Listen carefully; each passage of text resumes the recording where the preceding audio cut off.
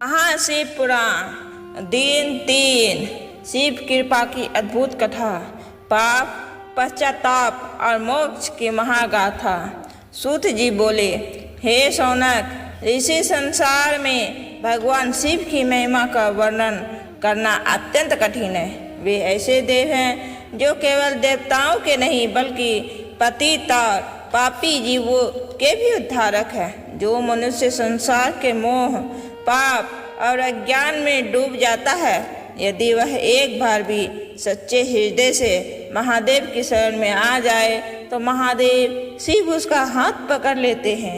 अब मैं तुम्हें एक अत्यंत गोपनीय और पुण्यदायक कथा सुनाता हूँ। यह कथा केवल मनोरंजन नहीं बल्कि आत्मा को जागृत करने वाली कथा है। जो मनुष्य श्रद्धा से इसे सुनता है उसके भीतर भक्ति, वैराग्य और धर्म के प्रति प्रेम उत्पन्न होता है। इतना कहकर सूत जी कुछ क्षण शांत हुए। सभा में बैठे सभी ऋषि ध्यान पूर्वक उनकी ओर देखने लगे। वन में मंद मंद हवा चल रही थी। यज्ञ की अग्नि धीरे धीरे प्रज्वलित हो रहे थे। चारों ओर एक दिव्य शांति फैली हुई थी। सूत जी बोले, बहुत समय पहले समुद्र के किनारे एक प्रदेश बसा हुआ था। उस प्रदेश में वास्कल नाम का एक गांव था। बाहर से देखने पर वह गांव अत्यंत समृद्ध दिखाई देता था। वहाँ बड़े बड़े भवन थे, बाजारों में भीड़ रहती थी, लोग धनवान थे। लेकिन उस स्थान की आत्मा मर चुकी थी। उस गांव के लोगों के जीवन में धर्म समाप्त हो चुका था। सत्य, दया, करुणा और भगवान का स्मरण, ये सब बातें केवल पुराने समय की कहानियाँ बन चुकी थी।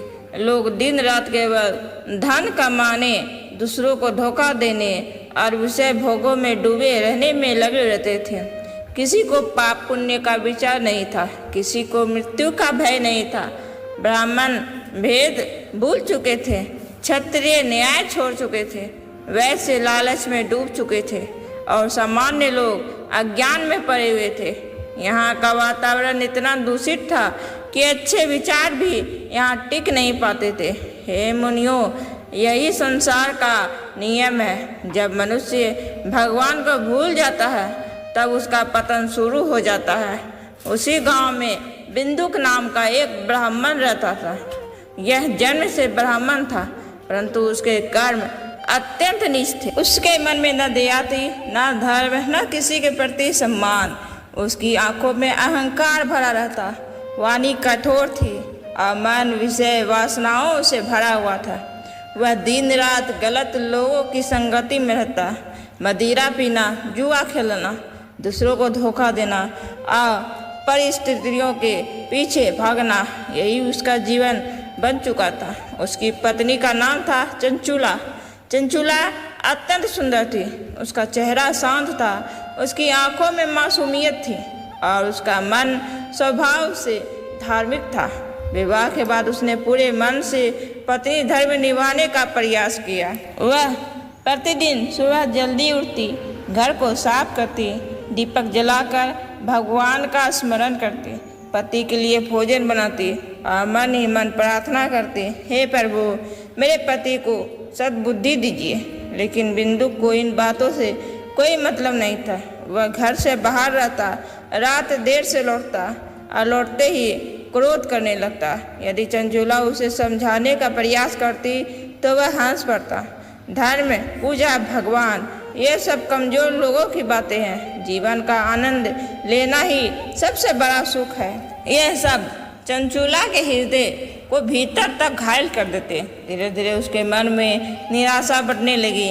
जिस स्त्री ने विवाह समय प्रेम और सम्मान के सपने देखे थे, उसे केवल अकेलापन मिला। समय बीतता गया। एक दिन चंचुला ने फिर अपने पति से कहा, स्वामी, अधर्म का मार्ग कभी सुख नहीं देता, कृपया बुरे लोगों को साथ छोड़ दीजिए। लेकिन बिंदु क्रोधित हो उठा, मुझे उपदेश मत दो, मैं जैसा चाहूँगा वैसा ही करूँगा। उस दिन चंचुला बहुत रोई। उसे लगा जैसे उसका जीवन अंधकार में डूबता जा रहा है। हे ऋषियों, संगति का प्रभाव बहुत गहरा होता है। यदि मनुष्य सत्संग में रहे तो उसका जीवन बदल जाता है और यदि दुष्टों के साथ रहे तो उसका पतन निश्चित हो जाता है। यही चंचूला के साथ हुआ। पति के दुराचार और वातावरण के प्रभाव से धीरे धीरे उसका मन भी बदलने लगा। जो स्त्री पहले भगवान का स्मरण करती थी, अब उसका मन संसार की ओर खींचने लगा। उसके भीतर की शांति समाप्त होने लगी। धीरे धीरे वह भी धर्म से दूर हो गई। अब पति पत्नी दोनों ही विषय भोगों और पाप में डूब चुके थे। वे बाहर से प्रसन्न दिखाई देते, लेकिन भीतर उनका मन खाली था, क्योंकि पाप कभी शांति नहीं देता, वह केवल कुछ समय का भ्रम देता है। साल गुजरते गए। फिर एक दिन समय ने करवट ली। बिंदु का अचानक गंभीर रोग से ग्रस्त हो गया। उसका शरीर कमजोर होने लगा, चेहरा पीला पड़ गया, आंखों की चमक समाप्त हो गई। जिस व्यक्ति को अपने शरीर और धन पर घमंड था, अब वह बिस्तर से उठ भी नहीं पा रहा था। रात को उसे डरावने सपने आने लगे। कभी उसे लगता कोई अंधेरे में खड़ा उसे घूर रहा है, कभी ऐसा लगता कोई उसके कानों में भयानक आवाजें फुसफुसा रहा है।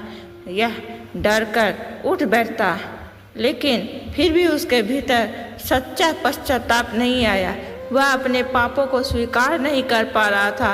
और फिर एक अमावस्या की रात उसकी अंतिम सांस निकल गई। जैसे ही उसकी मृत्यु हुई, कमरे का वातावरण बदल गया। ठंडी हवा चलने लगी, दीपक की लौ कांप उठी। तभी वहां भयानक यमदूत प्रकट हुए। उनका रूप अत्यंत डरावना था। आंखें अंगारों जैसी लाल थी, हाथों में फंदे और लोहे के अस्त्र। उन्हें देखकर बिंदु की आत्मा भय से कांप उठी। मुझे छोड़ दो, मैं ही नहीं जाना चाहता। लेकिन अब बहुत देर हो चुकी थी। यमदूतों ने उसे बांध लिया और घसीटते हुए ले जाने लगा। वह चीखता रहा, रोता रहा, दया की भीख मांगता रहा, लेकिन उसके कर्म उसका पीछा नहीं छोड़ रहे थे। सूत जी बोले, हे ऋषियों, मृत्यु के समय ना धन साथ जाता है, ना परिवार, ना शरीर। मनुष्य के साथ केवल उसके कर्म जाते हैं। उधर चंचूला अब अकेली रह गई थी। पति की मृत्यु के बाद उसका मन और अधिक शांत रहने लगा। रात को उसे डर लगने लगा, घर सूना सूना लगता। कभी कभी उसे ऐसा महसूस होता मानो कोई अदृश्य शक्ति उसके आसपास घूम रही है, लेकिन वह समझ नहीं पा रही थी कि वह सब क्यों हो रहा है। एक दिन उसके गांव में समाचार फैला कि गोकर्ण में एक महान पुण्य पर्व आने वाला है। लोग तीर्थ यात्रा के लिए जाने लगे। चंचूला भी अपने संबंधियों के साथ गोकर्ण जाने को तैयार हो गई। उसे क्या पता कि यही यात्रा उसके जीवन का दिशा बदल देगी और भगवान शिव की कृपा उसके जीवन का अंधकार मिटा देगी। सूत जी बोले, हे शौनक, ऋषि मनुष्य जब तक पाप में डूबा रहता है तब तक उसे अपने पतन का आभास नहीं होता, लेकिन जब भगवान की कृपा होती है तब उसके भीतर जागृति उत्पन्न होती है और वही जागृति उसे अधर्म से धर्म की ओर ले जाती है। उधर चंचूला अपने संबंधियों के साथ गोकर्ण तीर्थ की यात्रा पर निकल पड़ी। रास्ता लंबा था, चारों ओर यात्रियों की भीड़ थी। कहीं साधु भगवान का नाम जप रहे थे, कहीं स्त्रियां भजन गा रही थी, कहीं कोई वृद्ध श्रद्धा से दंडवत करता हुआ आगे बढ़ रहा था। चंचूला यह सब देख रही थी। उसके मन में अजीब सी हलचल होने लगी। कई वर्षों बाद पहली बार उसका मन संसार के शोर से हटकर भीतर की ओर जा रहा था। यात्रा करते करते वे लोग गोकर्ण पहुँचे। गोकर्ण यह पवित्र भूमि जहाँ हर और शिव नाम की ध्वनि गूंजती थी। मंदिरों की घंटियाँ, धूप और चंदन की सुगंध, भक्तों की श्रद्धा, वहाँ का वातावरण ही अलग था। चंचूला ने तीर्थ के पवित्र जल में स्नान किया। जैसे ही उसने जल अपने सिर पर डाला, उसके भीतर एक अजीब शांति उतरने लगी। उसे लगा जैसे वर्षों से मन पर जमा हुआ बोझ थोड़ा हल्का हो गया है, लेकिन अभी उसकी आत्मा पूरी तरह जागी नहीं थी। स्नान के बाद वह अपने संबंधियों के साथ इधर उधर घूमने लगी। घूमते घूमते वह एक विशाल शिव मंदिर के पास पहुंची। मंदिर अत्यंत भव्य था। ऊंचे दीप स्तंभ जल रहे थे, घंटियों की ध्वनि वातावरण में गूंज रही थी। मंदिर के भीतर बहुत से लोग बैठे हुए थे। एक विद्वान ब्राह्मण भगवान शिव की कथा सुना रहे थे। उनकी वाणी गंभीर थी, शब्द सीधे हृदय में उतर रहे थे। चंचूला भी वहीं जाकर बैठ गई। ब्राह्मण कह रहे थे, हे मनुष्यों, यह संसार क्षणभंगुर है। जो व्यक्ति विषय वासनाओं में डूबकर जीवन बिताता है, उसे मृत्यु के बाद कठोर दुख सहने पड़ते हैं। जो स्त्री पुरुष व्यभिचार और अधर्म में जीवन बिताते हैं, यमदूत उन्हें पकड़कर यमलोक ले जाते हैं। वहाँ उनके कर्मों के अनुसार उन्हें भयंकर यातनाएं दी जाती है। यह सुनते ही चंचूला का शरीर कांप उठा कि आंखों के सामने जैसे उसका पूरा जीवन घूमने लगा। पति के साथ बिताए पापपूर्ण दिन, गलत रास्ते, अधर्म, सब कुछ उसे याद आने लगा। ब्राह्मण आगे कह रहे थे, मनुष्य सोचता है कि उसके पापों का कोई नहीं देख रहा है, लेकिन ईश्वर सब देख रहे होते हैं। मृत्यु के बाद हर कर्म का फल अवश्य मिलता है। अब चंचूला का हृदय तेजी से धड़कने लगा। उसे ऐसा लगा मानो ये कथा उसी के लिए कही जा रही हो। उसके हाथ कांपने लगे, चेहरे का रंग उड़ गया। ब्राह्मण बोले, जब पापी मनुष्य मृत्यु को प्राप्त होता है, तब भयंकर यमदूत उसके सामने आते हैं। उनका रूप अत्यंत डरावना होता है। वे पापी जीव को बांधकर घसीटते हुए ले जाते हैं। इतना सुनते ही चंचूला के मन में अपने पति बिंदु की मृत्यु का दृश्य घूम गया। उसे याद आया कैसे उसकी मृत्यु के समय घर में भयावह वातावरण हो गया था। उसका शरीर कांप उठा। अब उसके भीतर पश्चाताप की आग जलने लगी। उसकी आंखों से आंसू बहने लगे। कथा समाप्त हुई।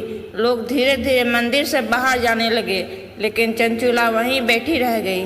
उसका मन भय, दुख और पश्चाताप से टूट चुका था। वह सोचने लगी, हाय, मैंने अपना जीवन किस अंधकार में बिताया। मैंने धर्म छोड़ दिया, भगवान को भूल गई।